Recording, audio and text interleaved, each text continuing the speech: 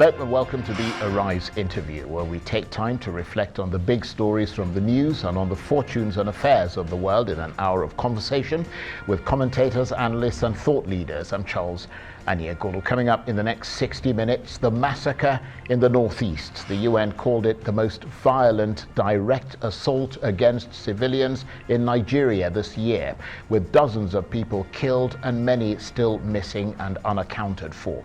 It's the latest in a series of deadly assaults carried out by the armed group Boko Haram and its splinter faction, the Islamic State in West Africa province, or ISWAP. Attacks that have killed more than 30,000 people and displaced some 2 million. But even as President Buhari, who took office in 2015 promising to fix the security crisis, denounced the latest massacre, many across the country are growing frustrated with the inability of the authorities to contain the conflict. We'll hear from one of those frustrated voices. And later, as the world struggles to get a clear picture of what exactly is going on in the northern Ethiopian region of Tigray, with competing claims of towns being taken, fleeing rebels, and continuing fighting around the regional capital Mekele amid a media blackout which makes it almost impossible to get accurate information from inside Tigray, we'll get the next best thing by speaking to an internationally respected Ethiopian political analyst about the simmering political and ideological conflict between Ethiopia's federal government and the northern region of Tigray. Coming up.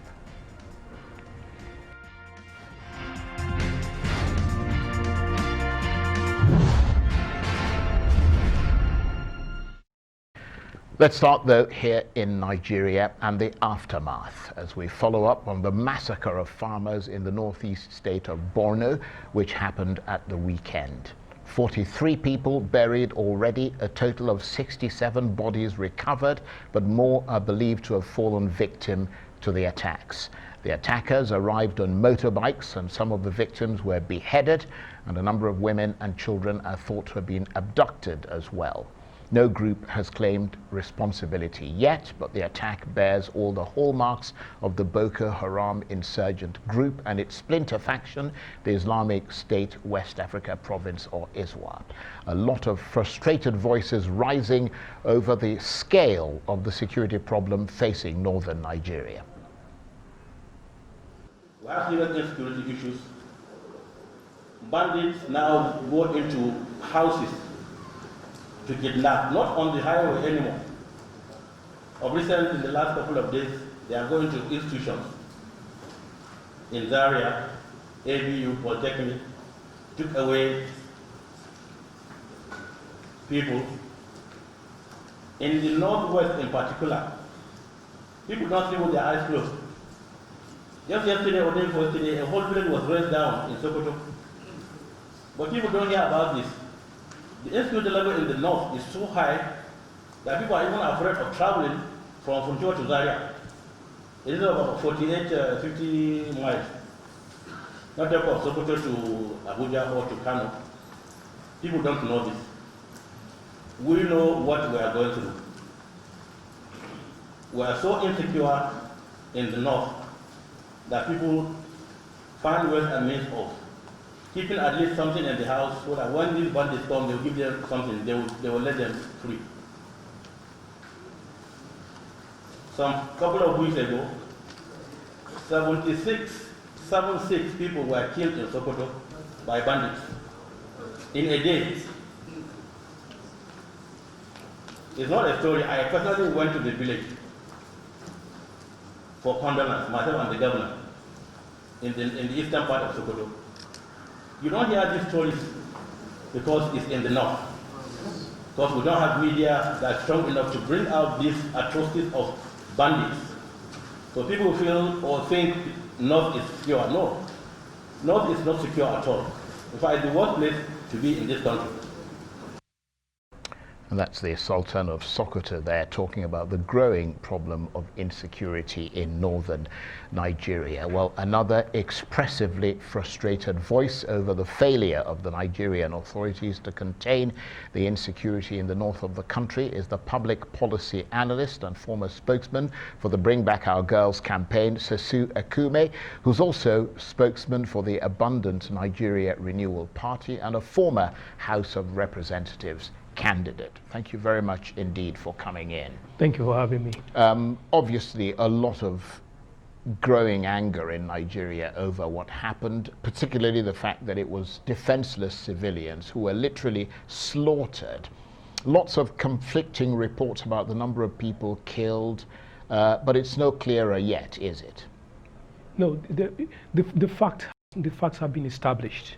For the 43 whose throats were slit and were actually decapitated, for those ones the facts are established, including the facts that none of this is new. It's not under contention any longer. And the Borno State Governor Babagana Zulum has been speaking out about a lot of things, among them the lack of protection civilians are getting, or are not getting, basically. They're not getting any protection. Just help us unpack those developments. The insecurity in Nigeria, and especially, let's say, in the northeast, for instance, took another turn maybe about a decade ago, in 2009, when the leader of the terrorist group was killed, and then they went haywire. By the way, the terrorist group had already started maybe a decade earlier, and they were growing, and it was being tolerated. As a matter of fact, they were used even for political purposes and so on, and then they used their religious ideology and then gained mass support, because there's growing despondency everywhere. There's poverty, there's illiteracy, everybody's tired of the system. So when someone comes and preaches a kingdom that is going to come, that is going to bring justice, people sort of follow it. And then the movement was building, and the government was sleeping all that while, until they had a skirmish with the police, and then they went haywire, were killing police, killing soldiers, and then the government came hard on them. They caught the leader of the group, and then he was killed extrajudicially, and then they went haywire. Since then, from 2009 to now, that's what we've been facing. And then it reached a peak in 2014 when 276 schoolgirls, Chibok girls, were abducted, and since then it's been a whirlwind altogether. And of course you were the spokesman of the Bring Back Our Girls campaign. I was the spokesperson for Bring Back Our Girls. I'm still an active member of the movement, and so it kept going on. So from my own personal perspective and understanding of it, for the past 6 years, it's something we've been monitoring on a day-to-day basis for the past at least 6 years. It hasn't gotten better, it's only gotten worse. For instance, we've never had whereby 43 farmers were decapitated in one day. We've heard dozens of stories, and all of us, people in the northeast, in Borno, all of us Nigerians are actually suffering from PTSD. It's just that we don't know. Because when you keep hearing that lives are lost every day, people are abducted and so on and so forth, we're not well people any longer, because we just need to adjust and survive. For goodness sake, you buried 43 people, and then tomorrow you're going to be hearing something else, and so on. The other part of it is the rather callous response from the regime, which downplays everything and makes you look like you don't know what you're talking about. It even increases our grief. So for the governor of Borno, for instance, he himself is a victim because he has been attacked numerous times. In any normal country, when there's such an attack, you sit back and say, why did this happen? What were the failures that caused this? And how can we make sure it never happens again? That has never been the response in Nigeria. Rather, it happens, we just talk about it, and then 2 days on, we go on chasing other things. So your contention. That's why we've been in a circle, going back and forth. We just heard the Sultan say 76 people were killed, for goodness sake, 76. He stated 76 for emphasis for all of us to know that. So it happens in Borno, it happens in the northeast, and then it happens elsewhere in Benue, it happens in Tarapa, it happens in Plateau, then it happens in Ondo. And so that's how the whole country has been running on by itself on, I don't know. So your contention is that there are a lot of contradictions and conflictions in the government's response. Indeed. There has been a lot of contradictions. As a matter of fact, a lot of falsehoods also, because we've been having these falsehoods since forever. Let's start in 2015. Right from 2015, the military has been lying. As a matter of fact, General Buratai has been lying since October 2015 that Boko Haram was defeated. In October 2015, he said so. The then governor of Borno, who is now a senator, said no, it is not true. It became an open confrontation. It led to December 2015 when they also lied that Boko Haram was defeated. As a matter of fact, the president himself said Boko Haram had been technically defeated. Up to now, I don't know what technically defeated means. Since then, they've maintained the narrative that Boko Haram is defeated, it doesn't control any territory, and so on and so forth. As a matter of fact, December 22, anybody can check that. It's called Sambisa Freedom Day. That was the day that was supposed to be marking it as a day Boko Haram was officially defeated. This is false. And so many numerous falsehoods that the regime keeps promoting and then keeps making us feel like we don't know what we're talking about. And if we do have a president, he keeps shifting the blame. For instance, look at this latest one. In his 2 or so responses, the first one he said he expressed grief and then he condemned it. And that's just the rote response he usually has. This time around, he forgot to say he forgot to express shock. Usually he expresses shock, grief, and then calls it madness and condemns it, and that's all. The next one, he said he had already provided the military whatever it is they needed to combat Boko Haram. That's what sort of response is that? You provided them, so what does that mean? That we should leave you alone and face the military? We did not vote the military. The military is not the commander-in-chief. And then that was it. The next day, we now heard that it was even the farmers' fault that they went to the farms. They ought to have gotten clearance from the military. What is the protocol for getting clearance from the military? None. Nobody right, okay. Let me just take you up on a point. Yes. So the thing has been conflicting, and it's also deliberate. It's deliberate to make us keep jumping from here to there and not get any direction. Let me take you up on the point where you were talking about it's not being the responsibility so much of the military chiefs as it is of the commander-in-chief. Obviously, the buck stops at his desk, but the clamor for the removal of the service chiefs is getting higher and higher up the ladder. Yes, and we just heard that the Senate is demanding the sacking of all the military chiefs. What's your reaction to that? My reaction to it will be on different layers. First and foremost, there's no point, assuming that we're running a normal system,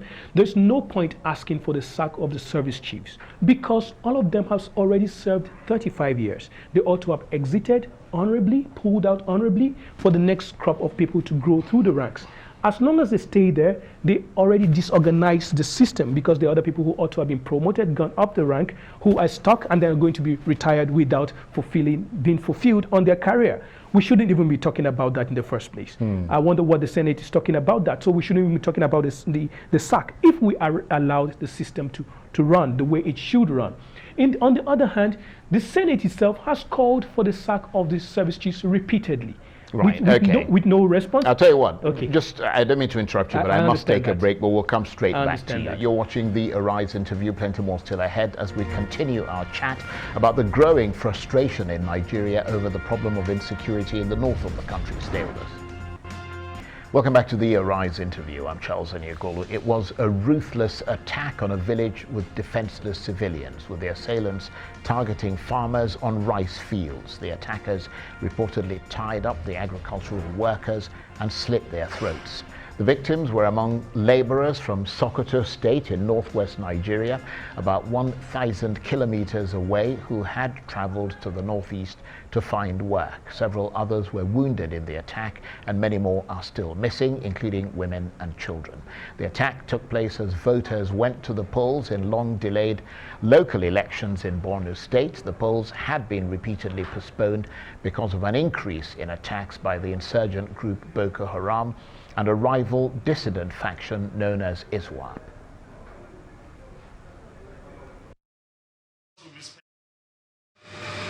Government will do everything and anything until it wins the fight against insurgency in Borno State particularly. Government will continue to provide resources to our armed forces and other security agencies, but also intensify bilateral and multilateral cooperations with our neighbors particularly to ensure that insurgents have nowhere to hide when they are chased out of Nigeria.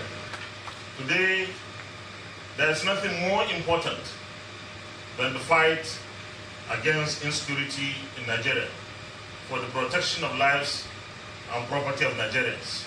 To assure you that no efforts will be spared, government will do everything and anything until it wins the fight against insurgency in Borno State particularly. The government will continue to provide resources to our armed forces and other security agencies, but also intensify bilateral and multilateral cooperations with our neighbors, particularly to ensure that insurgents have nowhere to hide when they are chased out of Nigeria. We are demanding for justice, fairness, and equity. If our major roads are rehabilitated and reconstructed, believe me sincerely, the insurgency will be reduced by about 65%. And that's responses there to the what happened in Borno State. With me in the studio, the public policy analyst and former spokesman for the Bring Back Our Girls campaign, Sesugh Akume, who's also a spokesman for the Abundant Nigeria Renewal Party and a former House of Representatives candidate. Thank you for staying with us. We heard the Governor Babagana Zulum. He wants more young people to be enrolled in militias or paramilitary groups to help defend the communities. Is there a security deficit and a security solution for this situation in the Northeast? Yes, indeed there is. But before then, let me end the last discussion we were having before the break about the National Assembly, the Senate talking about replacing the service chiefs. We just heard the Senate President saying that they'll spend no effort to end insurgency and whatever they need to do. Assuming, apart from blowing hot air, if they're serious about it, what about stamping their feet and saying that they're not going to be passing the 2020 budget until the service chiefs are sacked, for instance? That's one thing they can do. That's a way of exerting pressure. Yes, indeed, that's Right. one thing. The other side of it, to be quite honest with you, the service chiefs are not as much a problem as the CNC himself. So what about, as long as the incompetence continues, what about starting impeachment proceedings against the president for failing his duty? Because these are the things he promised to do. In 2015, he called his predecessor incompetent. He said people not being able to go to farms is unacceptable. But the same thing is happening now. Not just the same thing, it's even worse. So if he won't resign, what about the National Assembly doing the right thing they ought to do? Right. So that's that. About insecurity and that, solving these problems is at different layers. Yes, indeed. Quite frankly, and to be honest with you, we do not have a proper military, if we're going to be very honest and say the truth the way it should be. For instance, 700 ex-military were just retired because they had different sort of wounds, different sort of accidents, and they were just retired, just like that. We didn't get to hear about their compensation, about their insurance. We didn't get to hear about their families. When Boko Haram terrorists are being, in quote, rehabilitated and pampered and all of that, we do not hear about how our fallen heroes are treated and their families compensated for, and so on and so forth. So there's even an issue of morale. And then we're talking about equipment. We're talking about different aspects that come together to form what is supposed to be military. We're talking about nobody's following the money.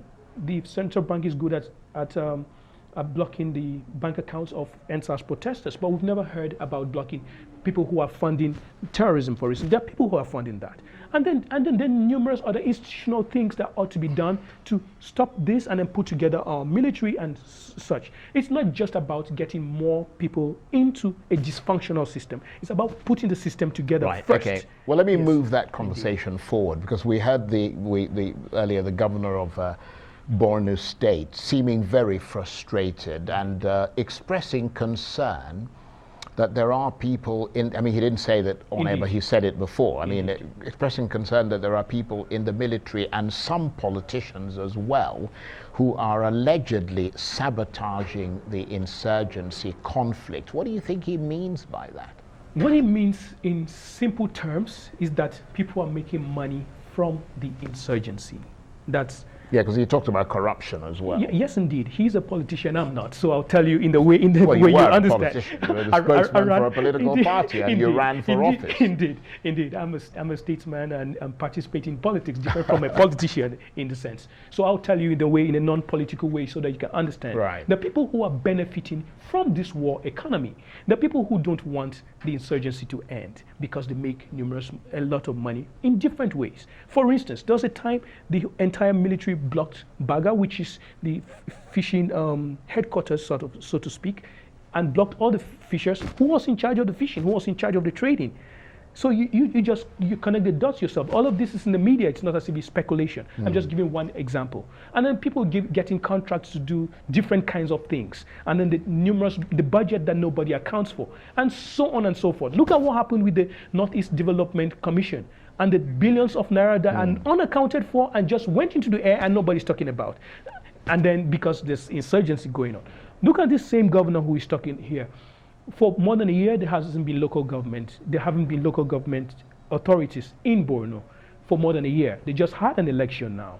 So for all that while, where was all the money going to? Who has been accounting for it? So there's a lot of it. It's just an economy around. Well, to be honest, I mean, I can't speak about that because obviously if there is an insurgency going on, then it makes it rather difficult to hold elections.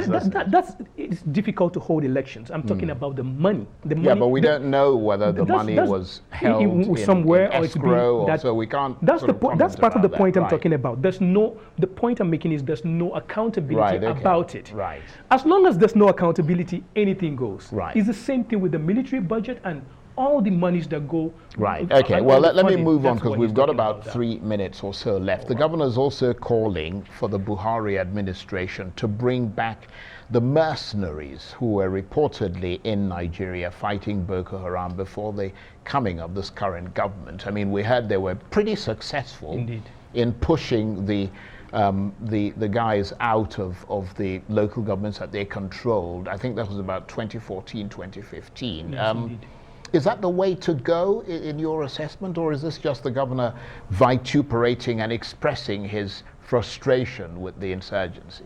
Of all the governor said, that's one point I'm on all fours with him on. He's spot on that one. But doesn't that say something about Nigeria's military? We've already admitted that we don't have a very functional military, and tearing it apart and building a proper military is going to take a long time. We don't have all that time. You said that, yeah, it's been said that the mercenaries were effective. But this is not about what was said, it's what the evidence shows. At Bring Back Our Girls, we monitored the 6 weeks for which elections were postponed. Remember, you may wish to recall that elections were meant to be held in February, and they were postponed for 6 weeks in order to do that. That's when the South Africans came. Within this time, we're monitoring on a daily basis, and we're giving weekly reports of what happened every week. Within that time, that was when we started recovering the territories. That was when the greatest harm to the terrorists was done. As a matter of fact, the first set of Nigerians to be recovered was in April 2015. That was around when those operations were going on. Also, note that when we're fighting the terrorists, it's not a conventional war. It's asymmetrical warfare. So these tactical units are not competent enough, equipped enough to tackle them.